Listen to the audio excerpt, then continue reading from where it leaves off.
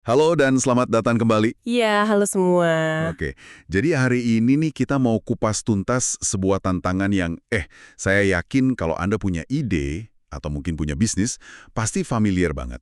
Tantangan apa nih? Soalnya gimana caranya biar dunia itu mau dengerin kita, gitu kan? Bukan cuma, denger sambil lalu, tapi beneran berhenti dan mikir, Wah, ini menarik nih. gitu ya? Nah, Tepat sekali.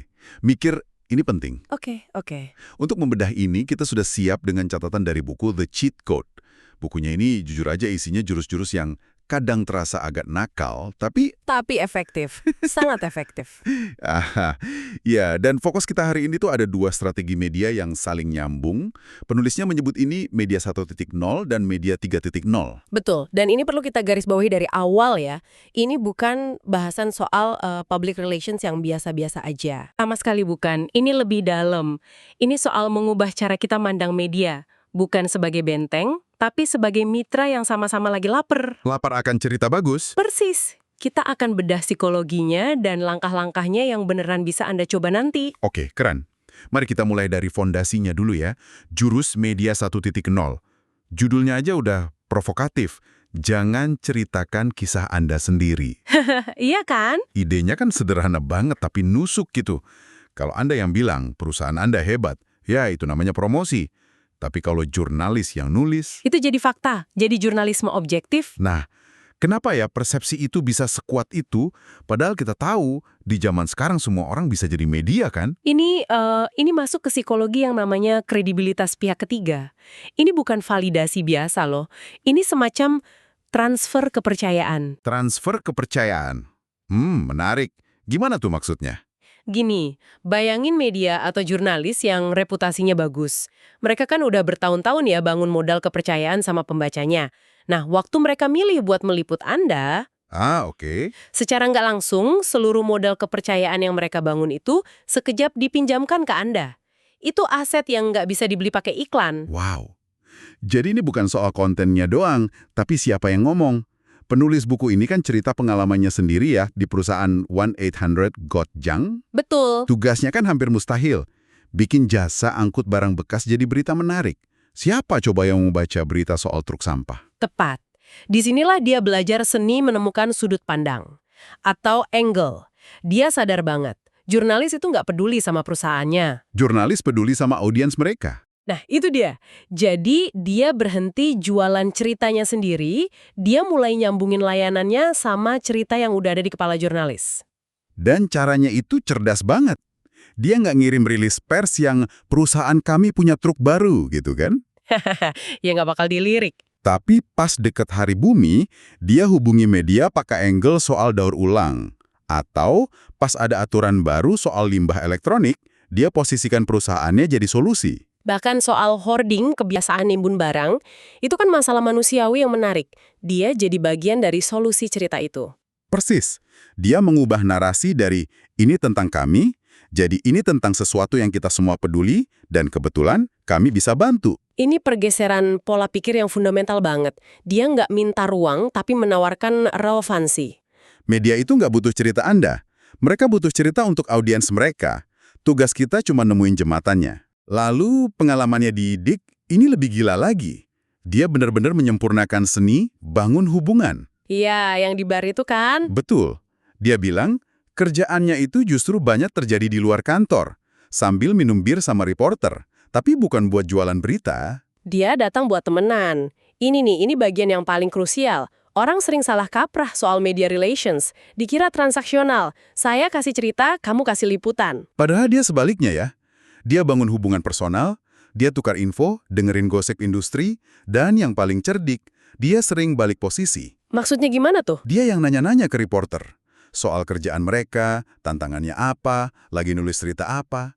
Seolah-olah dia yang lagi wawancara. Oh, itu brilian. Itu trik psikologis yang pinter banget. Iya kan?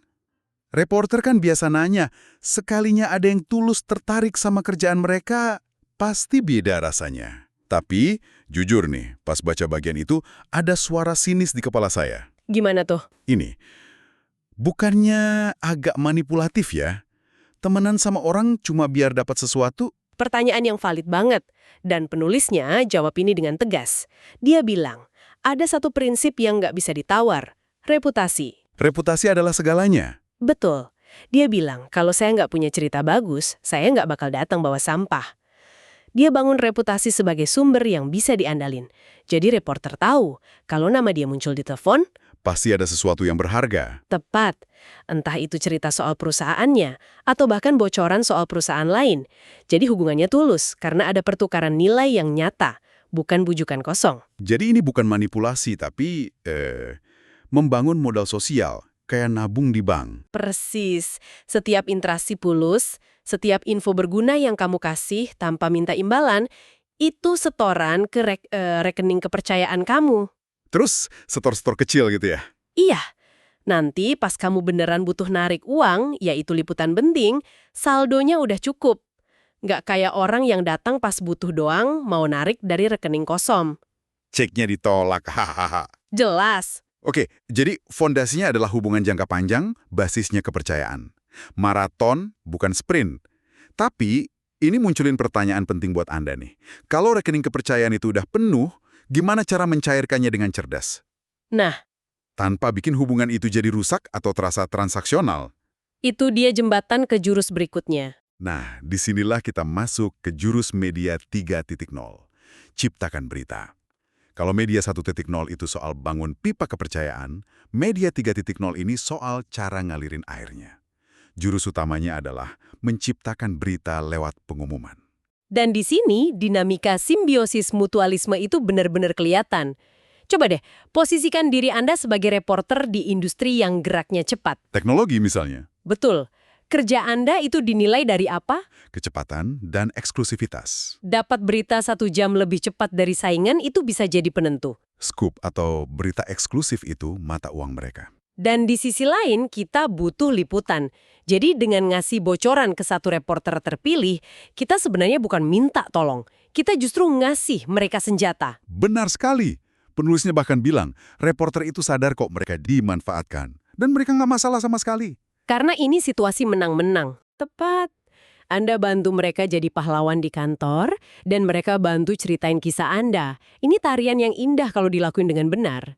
Dan dia kan ngasih resepnya ya, langkah-langkah buat memancing media ini. Iya, runut banget. Langkah pertama katanya, berikan petunjuk. Mulai dengan santai dan personal. Pesan singkat aja. Hei, kami mau rilis sesuatu yang keren bulan depan. Saya mau kamu tahu duluan. Langsung terasa eksklusif kan? Banget. Terus langkah kedua. Ini yang menurut saya paling susah. Jangan beri semua informasi. Gatel kan pasti pengen cerita semua? Iya. Padahal tujuannya bukan menjawab, tapi justru bikin makin banyak pertanyaan. Itu namanya jurang informasi.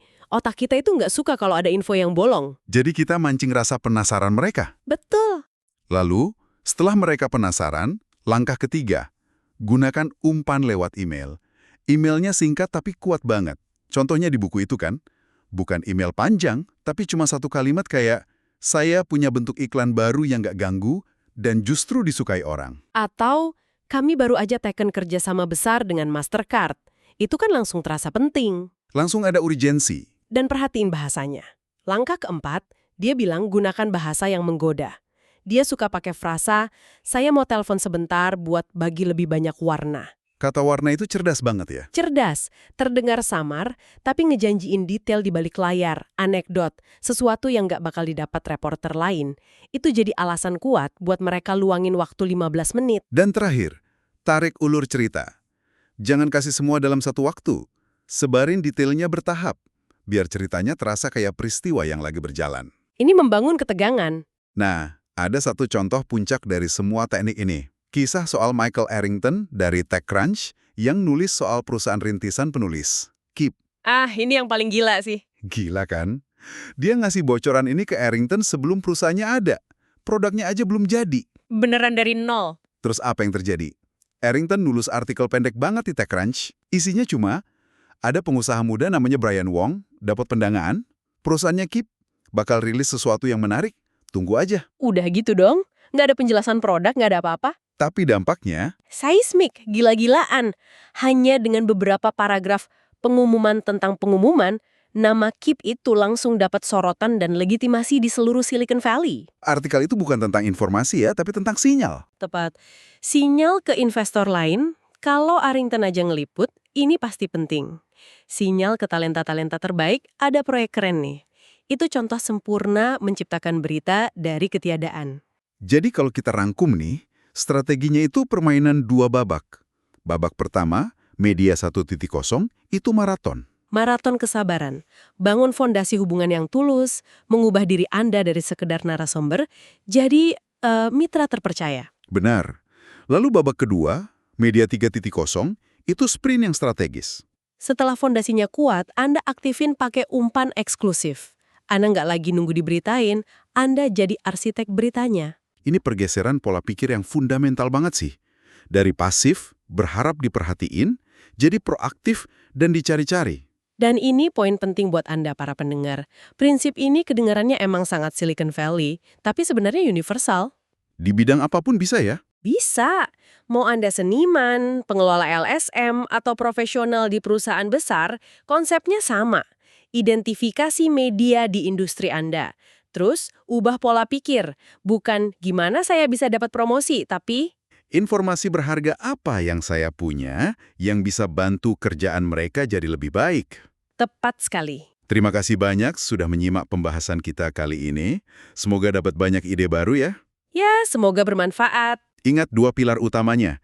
Yang pertama, jangan ceritakan kisah Anda sendiri. Biarkan pihak ketiga yang terpercaya melakukannya. Dan yang kedua, jangan cuma jadi subjek berita, jadilah sumbernya. Dan sebagai penutup, saya mau kasih satu pemikiran buat Anda renungkan. Penulis buku ini kan fokusnya ke reporter media tradisional ya. Tapi di dunia sekarang definisi media itu kan luas banget. Benar juga. Newsletter, para podcaster yang audiensnya itu target pasar Anda. Prinsipnya kan sama persis. Jadi pertanyaannya buat Anda sekarang bukan siapa media di industri saya, tapi Tapi, siapa Michael Erickton di dunia Anda? Siapa satu orang yang kalau mereka nyebut nama Anda, bahkan cuma dalam bisikan, seluruh ekosistem Anda bakal langsung noleh. Mulai dari sana, pikirkan tentang itu.